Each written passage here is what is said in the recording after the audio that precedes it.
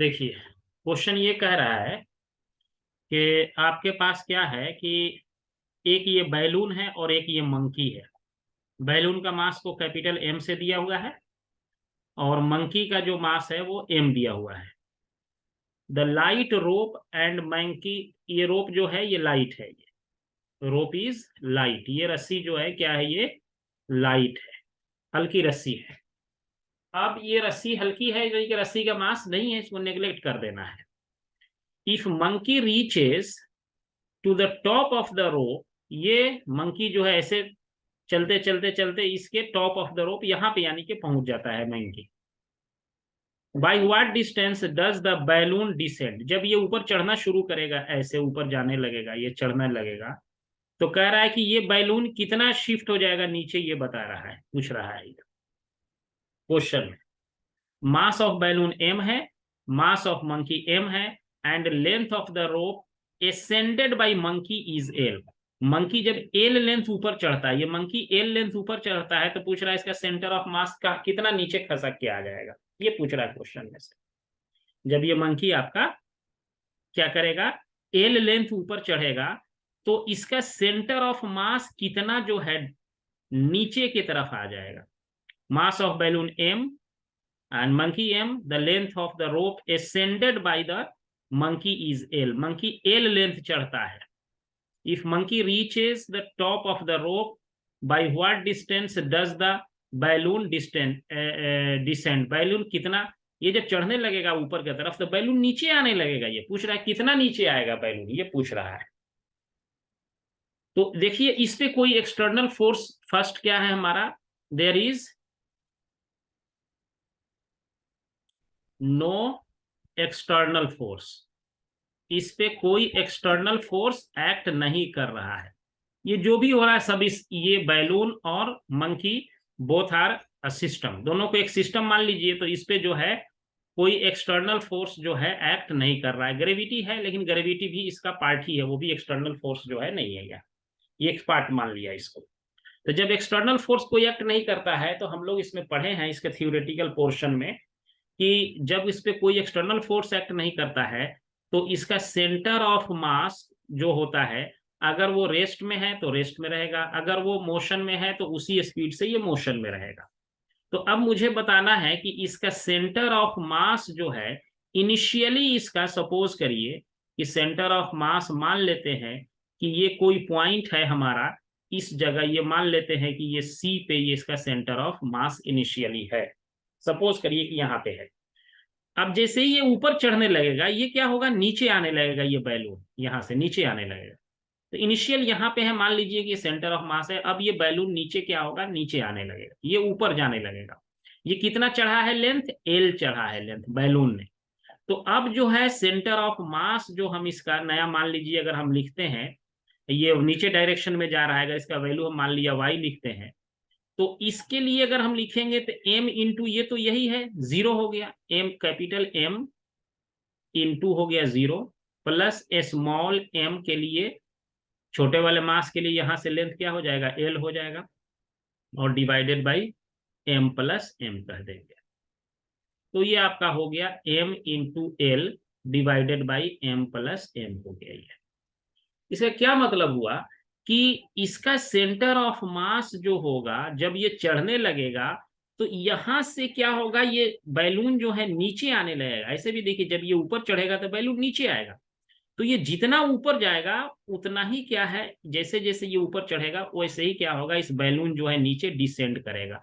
तो जितना इसका सेंटर ऑफ मास में जो ये चेंज होगा, यही इतना ही डिस्टेंस जो है बैलून विल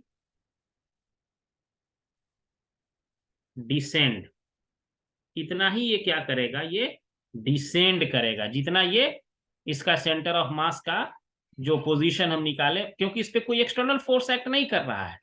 अगर एक्सटर्नल फोर्स एक्ट करता तो फिर बात अलग हो जाती। कह रहा है a man of mass M having a bag of mass M slips from the roof of a tall building of height H, H height के बिल्डिंग से ये क्या किया, स्लिप किया। Start falling vertically, vertically start किया यहां से fall करना एच हाइट से। When at a height H, जैसे ये एच हाइट स्मॉल हाइट पे पहुंचा, कैपिटल हाइट के एच से इसने फॉल करना शुरू किया था, एच हाइट पे पहुंचा, from the ground he notices that ground below him is pretty hard, इसके देखा कि नीचे तो बहुत सख्त जमीन है, यहाँ पे ये पाया pretty hard, but there is a pond at a horizontal distance x from the line of fall, जहां से गिरेगा इसके एक साइड पे, यहाँ पे देखा कि यहाँ पे तो बड़ी अच्छी बात है, एक पॉन्ड है यहाँ पे एक साइड पे। In order to save himself, he throws bag horizontally with respect to himself. अपने आप को बचाने के लिए इसने क्या किया कि बैग को ऐसे फेंक दिया, इस हॉरिजॉन्टली फेंक दिया है, ऐसे अपने आप को सेव करने के लिए हॉरिजॉन्टली फेंका इसने, in the direction opposite to the pond, pond के अपोजिट डायरेक्शन है, पॉन्ड इधर है तो इसके पॉन्ड इस साइड है हमारा, तो इसके अपोजिट डायरेक्शन में क्या किया इसने, अपने बैग को फेंका इस डायरेक्शन में जो हाथ में बैग था। Calculate the minimum horizontal velocity imparted to the bag, इसको ये कम से कम कितना वेलोसिटी बैग को ये दे दे, imparted to the bag, so that man land in the water, ये वाटर में गिरे, यहां ना गिरे, किस वेलोसिटी से इसको फेंके कि ये इधर गिर जाए पानी में, जमीन पे ना गिरे। If man just succeeds to avoid the hard ground where will the bag land, अगर ये ऐसा कर गया तो ये बैग जमीन पे यहां से कहां गिरेगा, ये बैग ये बताना है, ऐसे आएगा तो ये कहां पे गिरेगा बैग ये बताना है। दो चीजें आपको बतानी है कि वो मिनिमम स्पीड बताइए जिससे इस बैग को फेंका जाए ताकि ये मैन जो है इधर पॉन्ड में गिर जाए, और अगर ऐसा ये करने में सक्सेस हो गया तो पूछा ये जा रहा है कि आप हमको ये बता दीजिए कि इस कंडीशन में जो है आपका क्या कहते हैं ये कितना डिस्टेंस ये कवर करेगा। ये दो लॉजिक आपको है, देखिएगा और समझाता हूं। एम मास का एक आदमी है, यहां से बिल्डिंग से स्लिप किया, जैसे ही ये एच हाइट स्मॉल पे पहुंचा तो देखा कि नीचे तो हार्ड जमीन पड़ा हुआ है, अगर हम गिरेंगे तो नुकसान हो जाएगा, लेकिन इसके बाजू में देखा कि एक पॉन्ड है, तो इसके हाथ में बैग था, तो इसने इस बैग को इस डायरेक्शन में फेंका, तो पूछ रहा है कितना मिनिमम स्पीड से ऐसे फेंक दिया जाए कि ताकि ये मैन इसके रिएक्शन फोर्स की वजह से इसमें आकर के पॉन्ड में गिर जाए, ये हार्ड जमीन पे नहीं गिरे। ये minimum velocity of the bag निकालना है मुझे, ये निकालना है। और अगर ऐसा सक्सेस हो गया तो पूछ रहा है कि ये बैग जमीन पे जाके कहाँ गिरेगा। If man succeed to avoid the hard ground where will the bag land, bag कहाँ गिरेगा ये बताइए। अब देखो क्योंकि यहां भी वही चीज है, कोई एक्सटर्नल फोर्स इस सिस्टम पे नहीं एक्ट कर रहा है, देयर इज अगेन वही चीज है, नो एक्सटर्नल फोर्स, तो इसका मोमेंटम क्या होगा, कंजर्व रहेगा।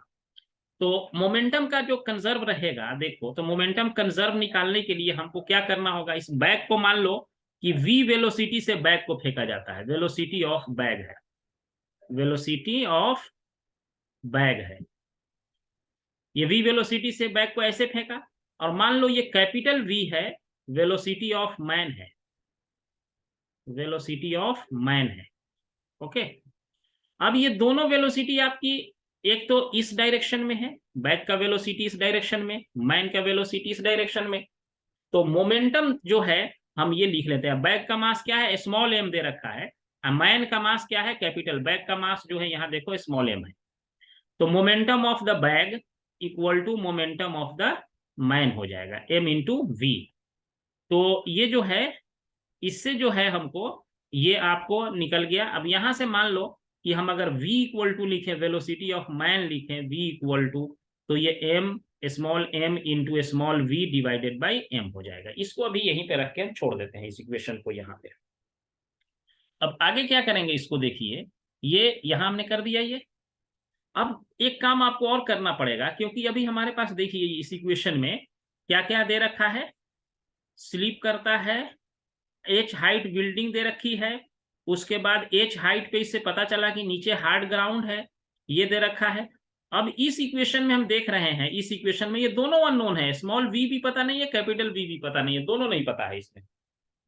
तो अब मुझे कोई इक्वेशन और भी चाहिए, तो आप मुझे एक चीज निकाल के बताइए अगर ये मैन यहां से यहां तक h हाइट ट्रेवल करता, सपोज करिए करता, I am using the word करता, देन उसको टाइम कितना लगता यहां से यहां तक आने में? यहां से यहां तक आने में कितना टाइम लगता उसको बताइए, जल्दी से निकाल के आप खुद बताइए कितना टाइम लगता है। अगर वो h हाइट यहां से चलता है, या तो इनिशियल वेलोसिटी इसका 0 है और h हाइट चला है, तो यहां से यहां तक टाइम निकालना है, तो कौन सा फॉर्मूला यूज करते? s equal to ut plus half AT square use कर लेते हैं ना इसके लिए। तो इसको जब आप यूज करते, s आपका है h, u हो गया 0 प्लस हाफ g इंटू, इसको टाइम को हम t1 मान लेते हैं, t1 स्क्वायर। तो t1 will be equal to कितना बताइए? t1 will be equal to 2h by g का अंडर रूट। हो जाता कि नहीं? देख लीजिए, होता ना इतना। यानी कि अगर ये यहां से सीधे स्लिप करता, h हाइट नीचे जमीन को टकराता, तो इसको इतना टाइम लग जाता। अब इस टाइम को हम अंडरलाइन कर देते हैं। देखिए, इस टाइम से जाके ये ग्राउंड को टकरा जाता है। देखिए, सब पुराना रिलेशन यूज हो रहा है। अब देखिए कि जब ये h हाइट यहां पे पहुंचा, अगर मान लिया ये यहां पे होता और नीचे पहुंच जाता, स्मॉल h हाइट आता, तो कितना टाइम लगता है इसको? या मान लीजिए कि अब हम आपसे, हाँ, कितना टाइम लग जाता अगर यहां से यहां तक होता? आप निकाल के बताइए मुझे, सोच के। पे आया एच, स्मॉल एच हाइट पे आया, तब इसे क्या दिखा है इधर में? पॉन्ड दिखा है। तो स्मॉल एच हाइट आने तक इसका टाइम निकाल लीजिए कितना लगेगा इसको। स्मॉल हाइट इस तक आने तक इसको टाइम कितना लगेगा, यहां से यहां तक आने में टाइम कितना लगेगा? तो यहां से यहां तक ही कितना डिस्टेंस ट्रेवल करेगा? टोटल हाइट आपका है h, यहां से यहां तक कितना है स्मॉल h, तो यहां से यहां तक कितना होगा बता दो जरा जल्दी से मुझे।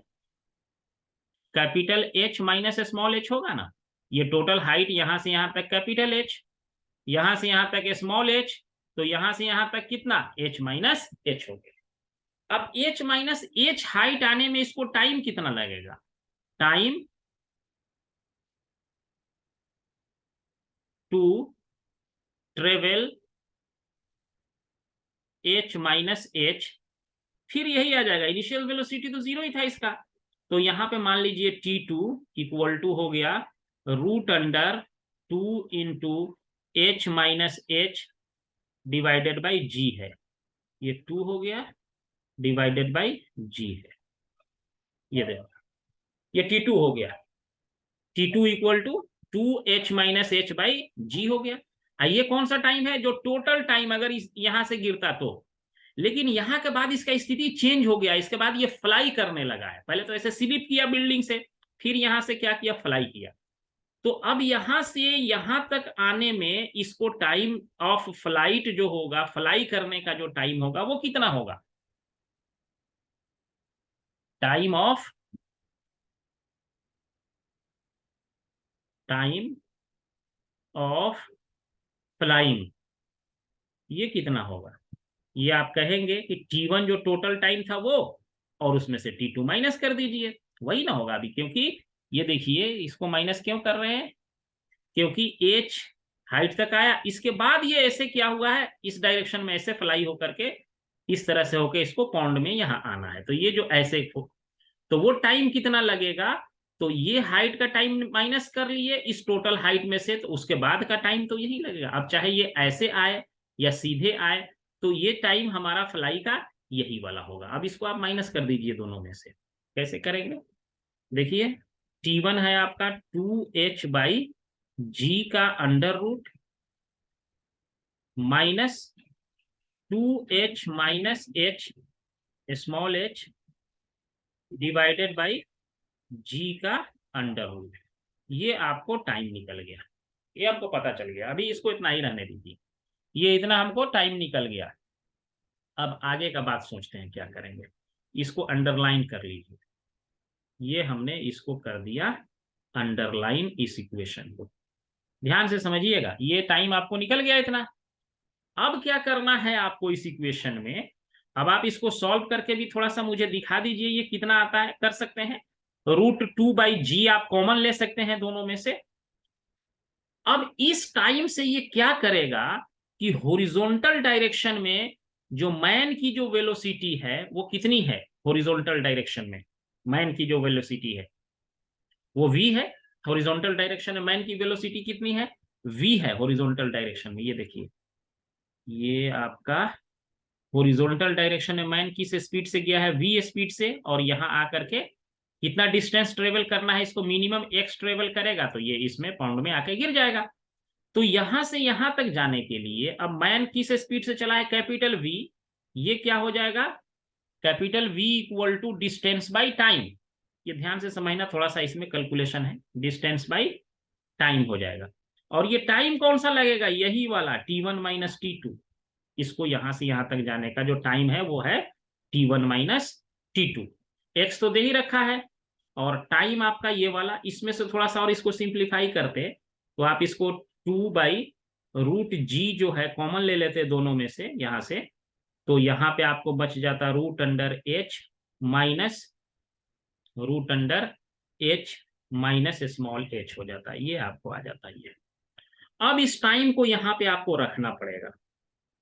देखिए, तो ये आपको क्या निकल के आएगा, x तो दिया ही हुआ है, और टाइम हम इसको ये डाल देते हैं √2/g multiplied by √h minus √h minus small h हो गया ये देखिए आपका ये आ गया।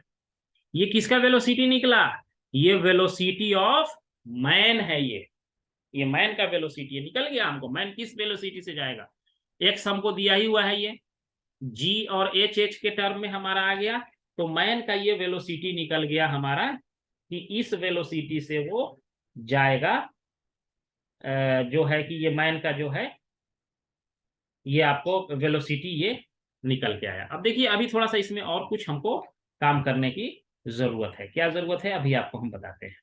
ये निकल गया, अब आगे आप देखिए कि क्या होगा, थोड़ा सा कैलकुलेशन है, रुको, ये आपको निकल गया। अभी हमने क्या लिखा था कंजर्वेशन ऑफ मोमेंटम से, ये लिखा था m mass of the bag, small v velocity of the bag, फिर capital M mass of the man, velocity of the man. यानी बैग इस डायरेक्शन में जा रहा है, मैन इस डायरेक्शन में जा रहा है, इधर मैन और इधर बैग, है ना। अब इसको जो है आप जब इसको ये निकालेंगे हम, हमारे पास जो है वेलोसिटी तो निकल गया। अब मैन का जरा सा वेलोसिटी आप ये सॉरी बैग का वेलोसिटी निकाल के बताइए, बैग का वेलोसिटी, ये वेलोसिटी ऑफ मैन तो निकल गया, अब जरा सा आप वेलोसिटी ऑफ उसका निकालिए, बैग का वेलोसिटी कैसे निकालेंगे, what will be the velocity of bag, एक सेकेंड चलाइए, हाँ, वेलोसिटी ऑफ बैग, ये देखिए ये हमारा यहां से ये क्या आ जाएगा, वेलोसिटी ऑफ बैग किस वेलोसिटी से, ये v हो गया स्मॉल वाला, m/m इंटू है v है, यही है।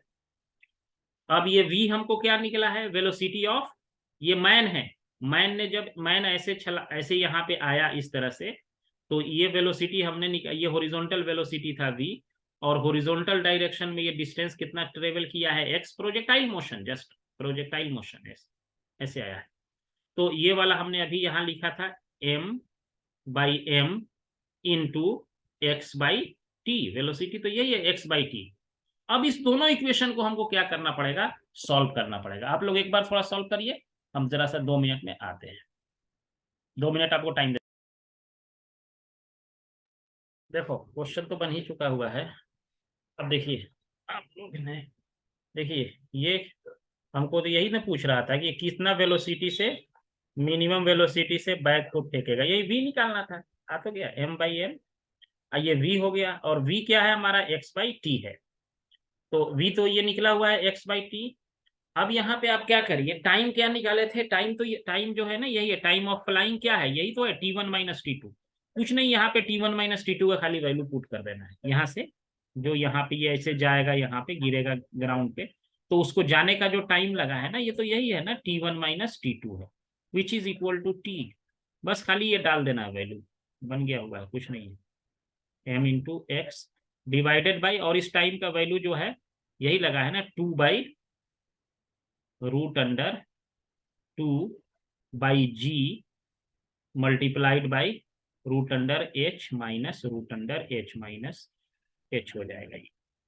अब ये √g ऊपर चला जाएगा, तो इसका आंसर जो है ऐसा दिया हुआ है, ये आपको हो जाएगा v equal to m/m into X √g divided by √2 into √h minus √h हो जाएगा। ये आपको आ जाएगा, यही निकालना था। यानी कि आपको इतना वेलोसिटी से उसको फेंकना पड़ेगा, इस बैग को इस वेलोसिटी से। इसको हम यहां से कॉपी करके ऊपर लाते हैं। यानी इस बैग को अगर आप इस वेलोसिटी से फेंकेंगे तो क्या होगा कि आप नीचे पॉन्ड में चले जाएंगे। अगर इससे कम वेलोसिटी से फेंकेंगे तो आप जो है जाके हार्ड सरफेस पे टकरा जाएंगे। यहाँ पे हम इसको टेस्ट कर देते हैं। ये देखिए, यही वाला हमारा वेलोसिटी जो है निकल के आया है। यानी कि अगर आप चाहते हैं कि यहां से सेफली यहां पे पहुंच जाए, तो सेफली पहुंचने के लिए करना क्या होगा आपको कि इस वेलोसिटी से इस बैग को इधर फेंकना पड़ेगा। m/m, m मैन का मास है और ये m जो है बैग का मास है। √g हमको पता ही है, h हाइट दे ही रखा है, स्मॉल हाइट दे रखा है, x भी ये दे रखा है। तो ये सारे नॉन पैरामीटर्स के टर्म में हमारे वैल्यूज आ गए। तो इतना वेलोसिटी से फेंकना पड़ेगा।